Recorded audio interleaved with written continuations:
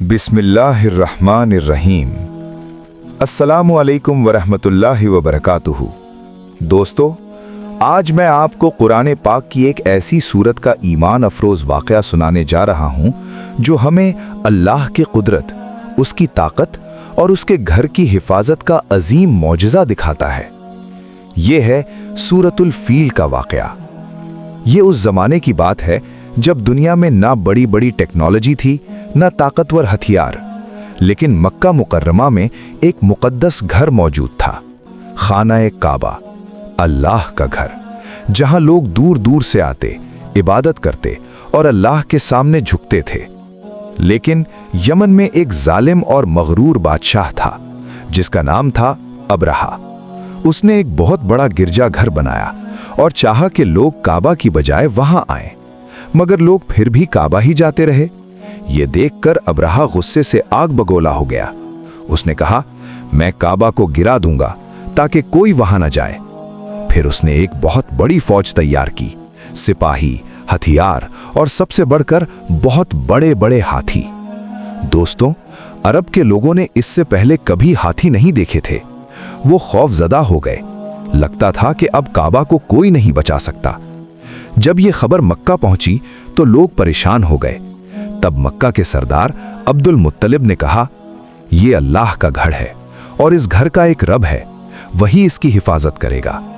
ये कहकर सब लोग पहाड़ों की तरफ चले गए और अल्लाह से दुआ करने लगे। इधर अबरहा की फौज काबा के करीब पहुंची। सबसे बड़ा हाथी आगे बढ़ाया गया, लेकिन जैसे ही उसे काबा की तरफ मोड़ा गया, वो बैठ गया, न उठा न आगे बढ़ा। वो आगे बढ़ने से इनकार कर रहा था। और फिर अचानक आसमान का मंजर बदल गया। छोटे छोटे परिंदों के झुंड नमूदार हुए, हर तरफ परिंदे ही परिंदे। कुरान कहता है, व अरसला अलैहिम तैरन अबाबील। ये आम परिंदे नहीं थे। हर परिंदे की चोंच और पंजों में छोटे छोटे कंकर थे। तरमीहिम बिहिजारतिम मिन सिज्जील। वो कंकर फौज पर बरसने लगे। जिस सिपाही को लगता उसका जिस्म गल जाता, वो वहीं गिर जाता। चीखो पुकार मच गई। हाथी भागने लगे। फौज मुंतशिर हो गई। कुछ ही लम्हों में वो ताकतवर लश्कर जो काबा गिराने आया था, मट्टी का ढेर बन गया। अल्लाह फरमाता है, फजअलहुम कअस्फिन माकूल।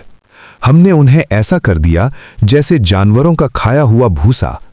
ना उनकी ताकत काम आई, ना उनका गुरूर, ना उनकी फौज।